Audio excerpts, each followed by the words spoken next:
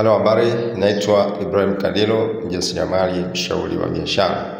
Wapendwa, katika video hii nitashare na wewe jinsi ya kutengeneza community kwenye namba yako ya WhatsApp.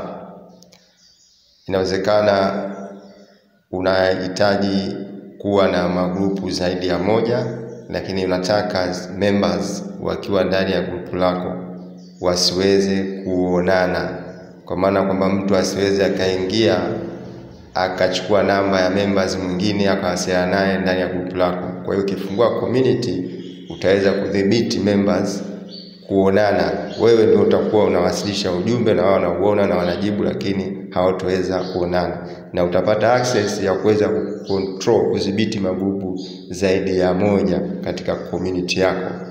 Kama wewe ni mgeni, Kadilo Online tunawasaidia wajasiriamali wadogo na wakati kuuza bidhaa mtandaoni. Tunakusaidia kufanya matangazo ya kusponsor.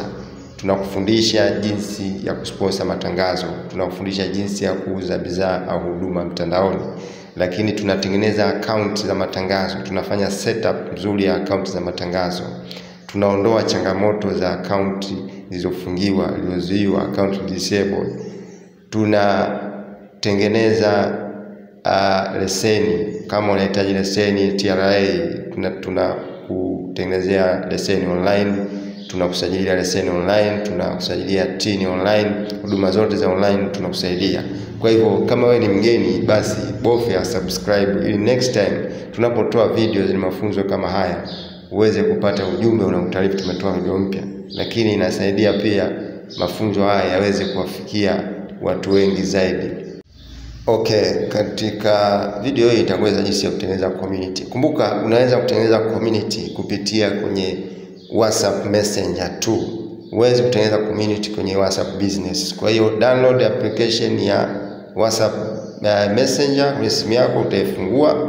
Ukishaifungua WhatsApp community, yani WhatsApp Messenger kwenye simu yako, utakuja hapa chini palipoandikwa community.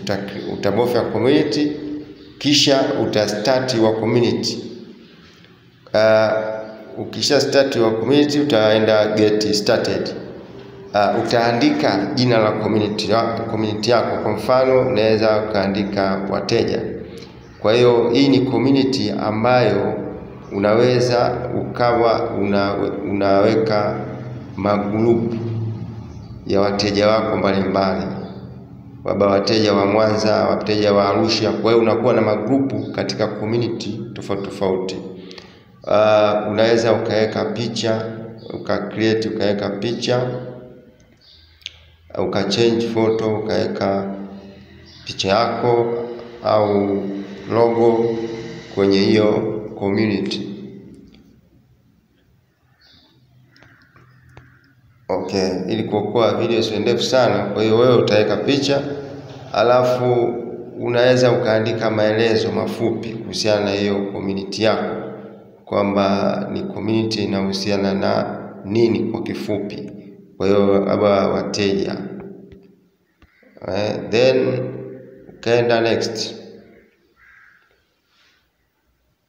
Kishaenda next, tayari community yako imekwisha funguliwa kama unavyoona hapa. Kwa hiyo unachotakiwa sasa, baada ya kufungua community yako, unaweza ukaenda setting, ukaset community yako kwamba nani ambaye ataweza kuadd group katika hiyo community yako. Kwa hiyo utaweza kusema admin tu, yani wewe unadhibiti hiyo community ndio utakaweza kuadd group kwenye hiyo community. Kwa hiyo utaset only admin. Anayeweza kuadd members unaweza ukaset ni only admin. Kwa hiyo baada ya kusha set, hii ndio community yako. Sasa unaweza uka-add group. Kama tayari utakuwa create group, basi uta-add. Kama uja create group, alafu then uta-add community. Kama umefaidika, basi comment nimefaidika. Bofya subscribe, like, share. Tukutane kwenye